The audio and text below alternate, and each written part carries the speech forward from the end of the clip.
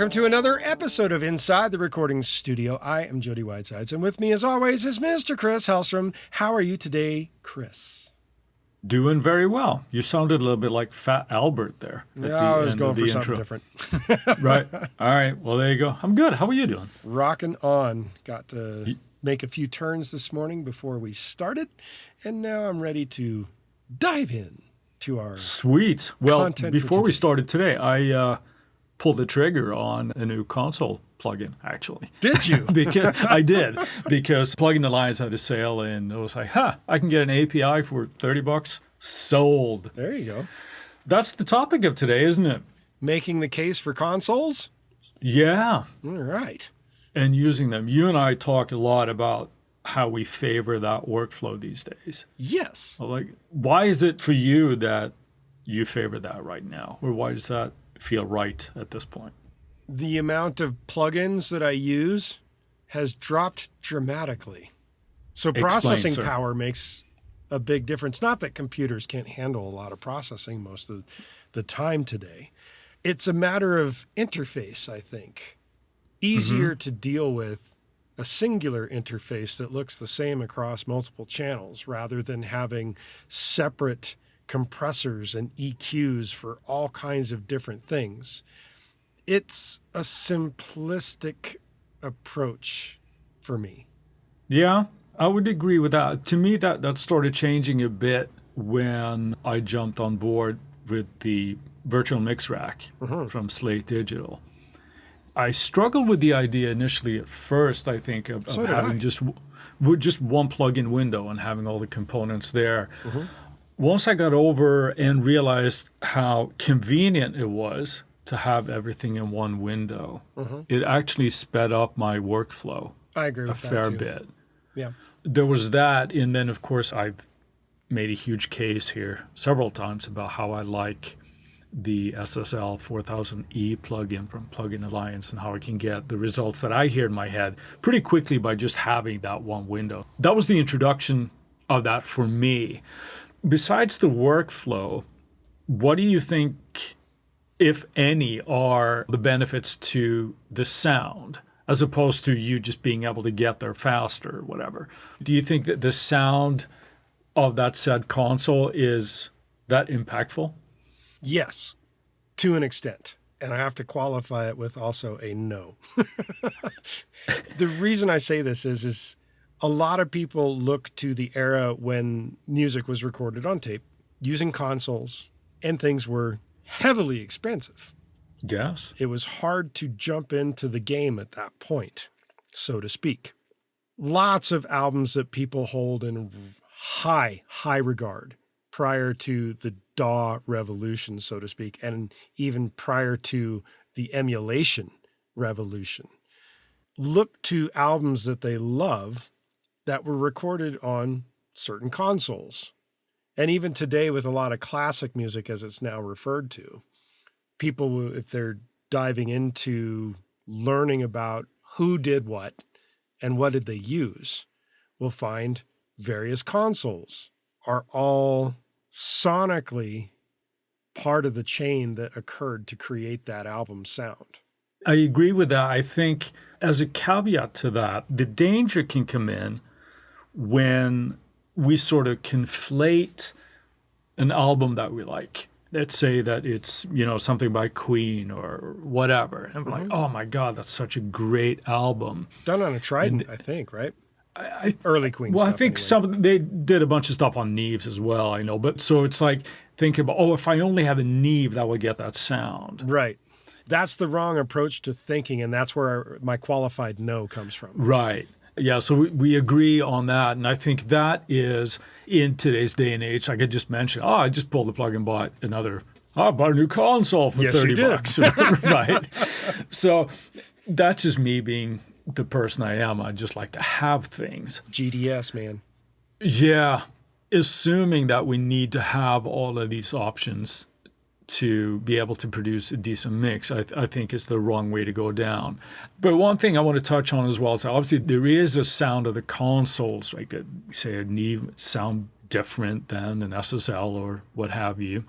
The biggest difference is one of workflow, and I think it's something to keep in mind that when these consoles were made, there was obviously technological advancements in trying new things and trying different preamps and all this, but it was also a big part of the design where you could add different routing and you can send to different places easier in a certain console, or we have a compressor in line on each channel as opposed to something different, right?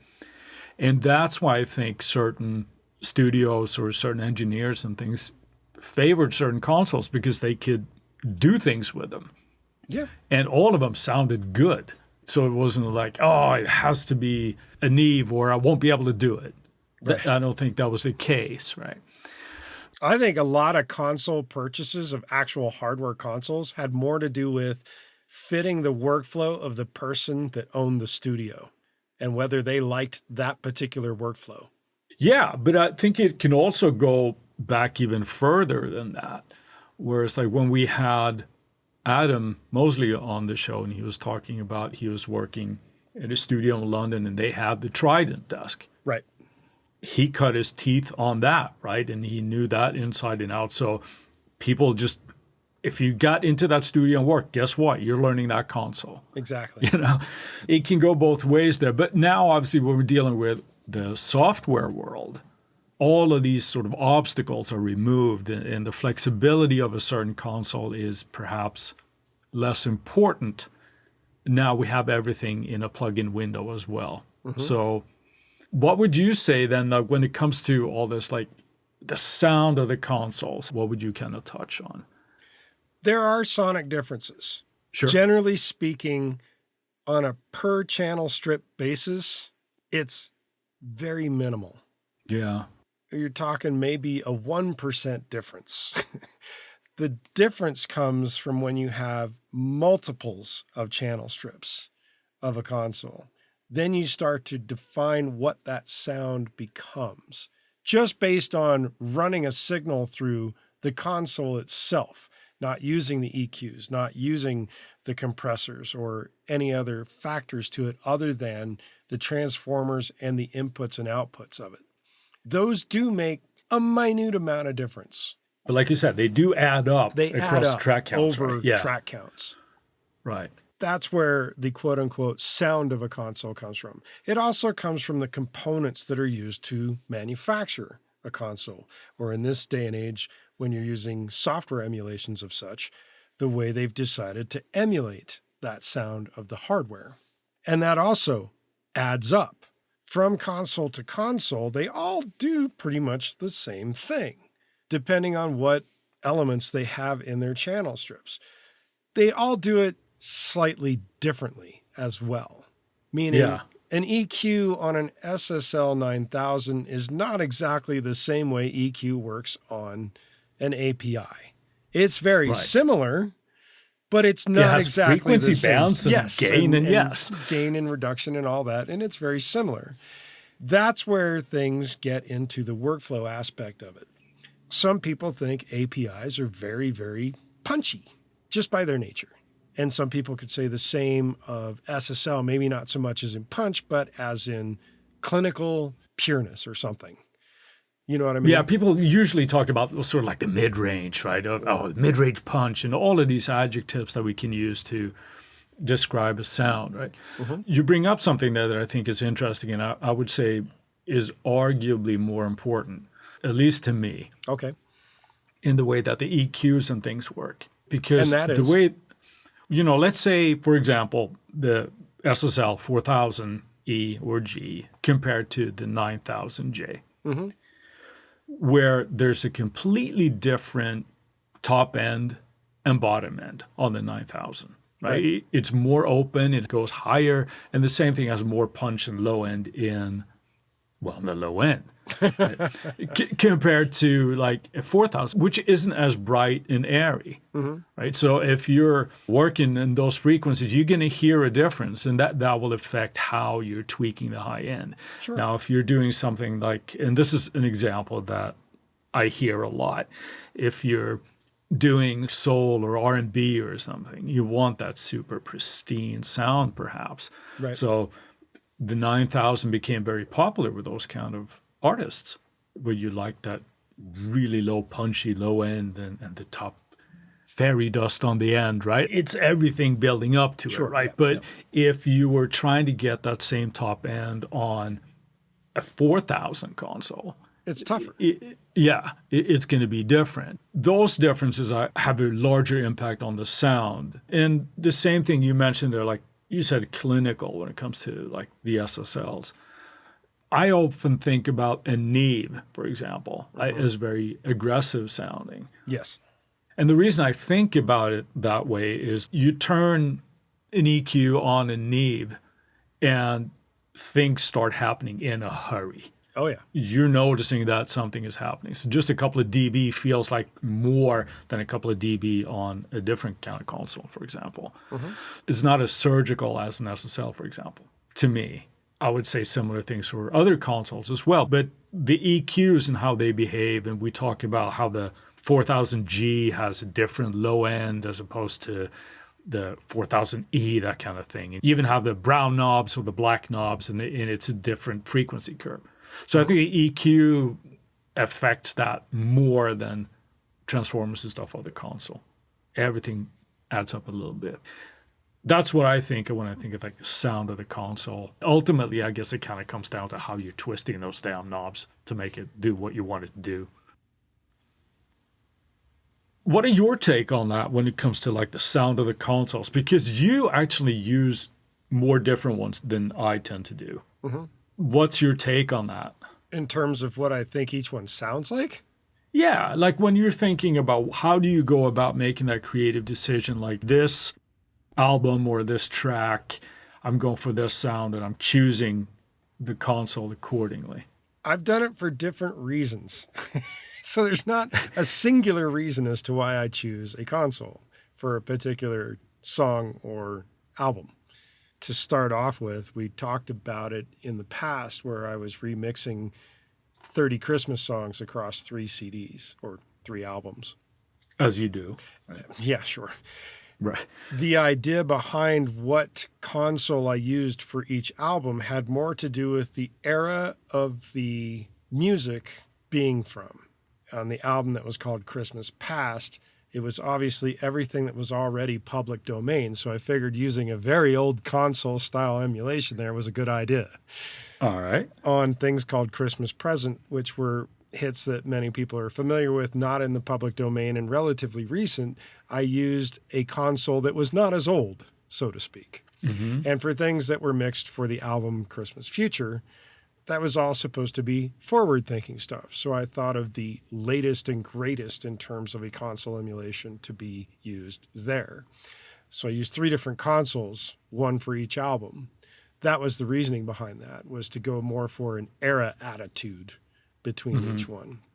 Beyond that, if it's an album or a song, what I tend to think about is what is the vibe that is needed? Does it translate to me as the vibe? Do I always get it right in that regard? No. I found recently, and we discussed this, that I was using a particular console emulation on an album that worked for the sonicness of what was being mixed, but it was harder to deal with. And I didn't just choose the easy route out by switching out the console and going to a different one. I opted to stay on that console for the entire album and figuring out where I was having the issues so that I could freely work with it without as much issue. Yeah.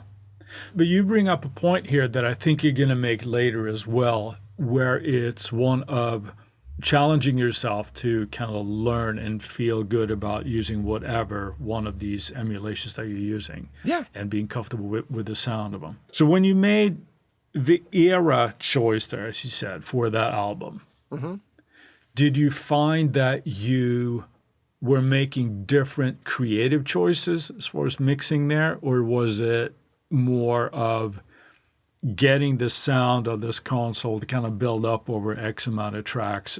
Or was it simply just one of those to kind of get in the mindset and see, okay, well, here's what I'm working with. Let's make it happen. It's a little bit of question 2 or 3 that you just asked. And the reason I say that is part of it is building up the sonic characteristic over a bunch of channels. The other part of it is making sure that if I were to go to the hardware world in any given situation, I would like to be able to improvise freely. If you're not as familiar with a sound of a particular console, that's difficult. Yeah. That's where I like to build up my knowledge base, my cliff notes to Jody's ability to do whatever. Is essentially what it is, so that I have my own reference points of when I sit down to hardware or software, I can function on it without being completely out of water as a fish. Yeah. Feeling like how the EQs behave and how the compressors behave if there is one and that type of thing. All right. What about you?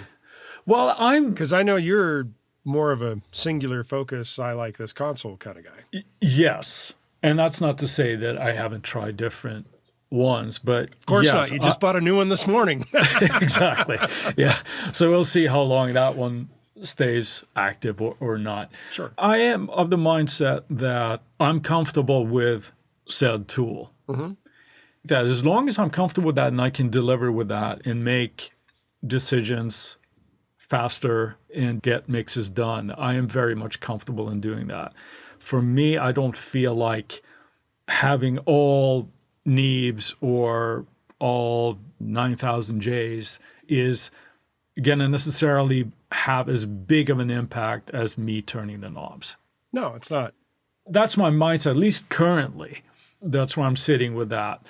I have to say, though, at this point, I do most of my stuff with like 4000E console. That's my favorite at the moment. Or ask me next week, maybe it's the API. I don't know.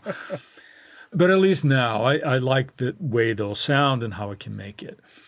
The only thing that I find a little bit cumbersome is because I think I got used to the virtual mix rack in the workflow in the way that I can freely change components. So I can have the sound of the API console. I can have an API EQ in there, but I might want an 1176 or an LA2A or whatever compressor I want. I can still and that just goes into my rack now. So it is one of those things. But sometimes also it's a great exercise, if nothing else, to just kind of make do with what you have. So if you're just telling yourself, I'm going to try my best to just make use of the SSL compressor and have that as my compressor. We don't want to be too reliant on gear, I guess. But that's my way of thinking. So as opposed to thinking, yeah, for this track, I think a Neve console would be better suited for this. I tend to stick with one and do that one. Right. Half-assed at least.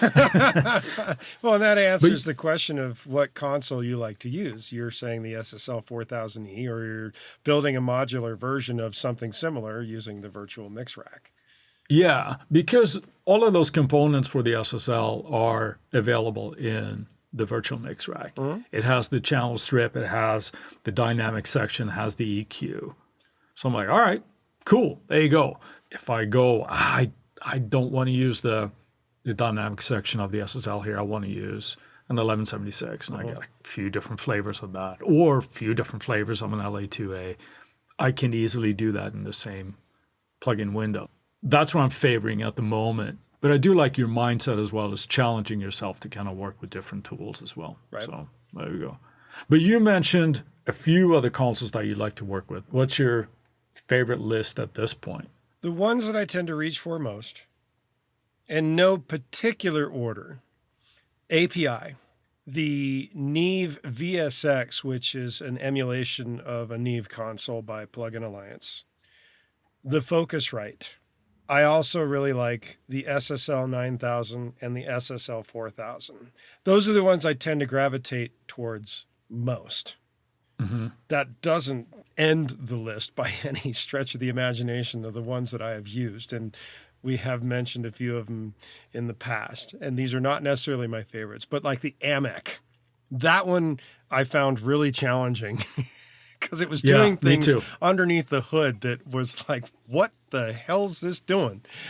Another one that I've recently mentioned on the podcast that we've talked about is remixing with the Neve 88 RS. That one also gave me some issues initially until I got into the nature of what it was doing and finally got it together, so to speak. Do you ever go as nutty as like, oh, I like an API on my drums, or I like insert another console here on my guitars, that type of thing? Or do you stick with at least one emulation per track? The way it's currently designed in my workflow is one console to all the tracks. Mm-hmm. I do not mix and match as of now. Would I consider it? Sure. Am I likely to do it? I don't know. That's the better way to answer it for me right now. What about you? Sounds like you already do it. No, I don't do that. No. Well, in the sense that you're creating those things. I might swap compressors and things. In terms of swapping things, and I wouldn't say swapping, I do use 1176s, LA2s, and various other compressors, and even other EQs when I deem it necessary beyond what the console is doing. Right. And I will still use the console as the means of, am I patching this before the console as you might do in hardware world, or am I patching it behind the console in the channel strip? Those are things that I think about and do. I just don't need to do it as often depending upon which console I have in front of me as a template. Again, it kind of gets you there quicker because you have everything right there and you can get, You brought up something earlier as well, and I think it's an important part to kind of stress here. You mentioned just like passing the audio through a console. Yep. And while that will impart some of the characteristics, which, may or may not be pleasing to you, but also the mindset of you don't have to process every damn track, right? Is that something we talk about with mixing all the time, right? Just because you have it there, that would be one of the temptations too, right? You're inserting something and it's like, oh, I better start twisting knobs here. A lot of times you don't actually have to. I have a fair amount of the stuff that I've been remixing as of late where I'm not using the gate and compressor on every channel. It's there. Yeah. It's not turned on. Same thing with EQs. If I don't feel like it needs it, it's still running through the console like an actual console would be doing anyway, but I'm not using everything on every track. And speaking of things building up, there's something that is part of the analog sort of circuitry that I just despise a lot of times. And that's the noise. Sure. Right? Because they do emulate the noise. Some console emulations do actually emulate the noise of the console. Thankfully, the ones that I tend to use will allow you to turn it off or at least turn it down. Sure. Because that's the thing. I was telling you before we started rolling here today that I was working on a mix this week, and I was like, where is that noise coming from? And it was driving me crazy. Right. And sure enough, it was the buildup of all the consoles that were there, and it just has that and it just bothers me. In a dance rock mix, if everything is like up at 11, you don't hear it. Right. But at the end of a song or something, it's like, oh my God, and it just drives me crazy. I suppose we should all be thankful that it's there because it's authentic or whatever.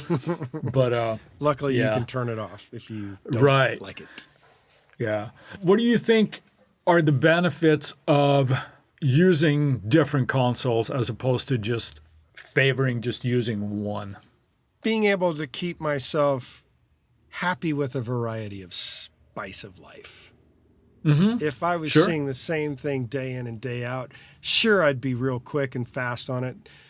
But I'm already that way with multiple console emulations as it is. And for me, it becomes more about the spice of life variety. Yeah, there's something for challenging yourself and just doing something different.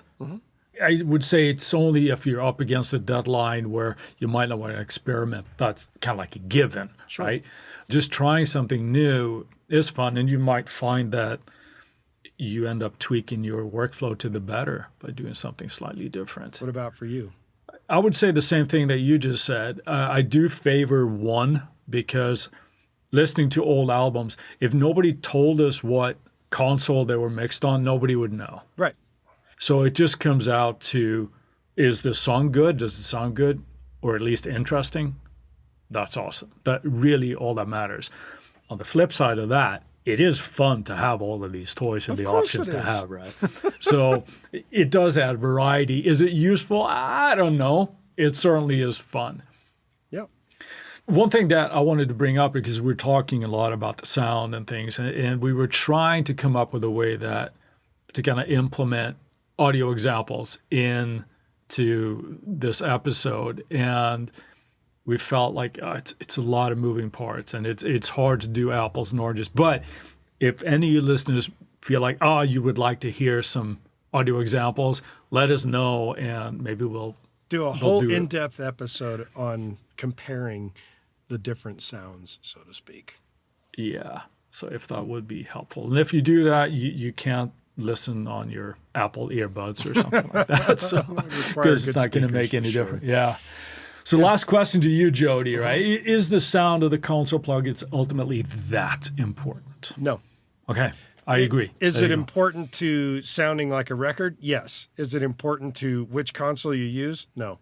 Okay. I'm going to disagree with what you said there in the way that to sound like a record. Because, I'm talking record, not like the modern streaming digitalness. So you're talking like vinyl? Yeah. To have limited? Yeah, I would still go ahead and disagree. I think it's ultimately, it comes down to the person sitting in front of the gear, turning the knobs. So the decisions that you make for that, that's ultimately more important. So if you're just using stock plugins in your DAW, you're going to be able to deliver to that way, yes. Right. It really comes down to workflow or whatever you have to be. Does it matter? Ultimately, yes or no, I guess is the answer to that. Could be both, right? The answer is technically no. Yes, I agree with that. Let's move on to our variety farms. What have you got this week, Chris? This is actually going to be a re-mention because I know I've had this before, but I used it this week, and it's the Black Salt Audio Silencer. It's a gate plugin specifically designed for drums, live drums, when there's always a lot of bleed, and that's just the nature of it is. But this does a ridiculously good job in helping you combat that. Silencer by Black Salt Audio. It's a cheap plugin as well. If you're doing any kind of work with live drums, just get it. It's good. I'm not paid by them to say this. It's just good. What have you found this Friday, Jody? I've been using the Cooper Time Cube quite a bit in this past I thought you said Cooper tires. I'm like, okay, off topic, but Cooper Time Cube, which was originally invented by Dwayne Cooper and Bill Putnam. It's a mechanical delay type of device, and it's been used on numerous big hits from 70s up until now. I've been finding that it does a really good job, and I don't have to do an insane amount of tweaking with it in order for delay items to actually work well. Thus, I'm going with the Cooper Time Cube this week. I'm unaware of that one, but I'll have to check that out. Nice. Oh, yeah. While we've got your attention, we ask that you go to InsideTheRecordingStudio.com and sign up for our mailing list. You'll need to be on our email list to be eligible for future giveaways, and we'll make sure you don't miss any future episodes of this amazing podcast. Send us an email at goldstar, GOLDSTAR, at InsideTheRecordingStudio.com with the word console, and you'll get something cool back in your inbox. If you have a topic or suggestion for Chris and I to explain in a future episode, contact us at the contact page, and we'll put it into consideration for a future episode. With that, I'll say see you next week. Thanks for listening, people. Have an awesome day, and I'll talk to you later, Jody.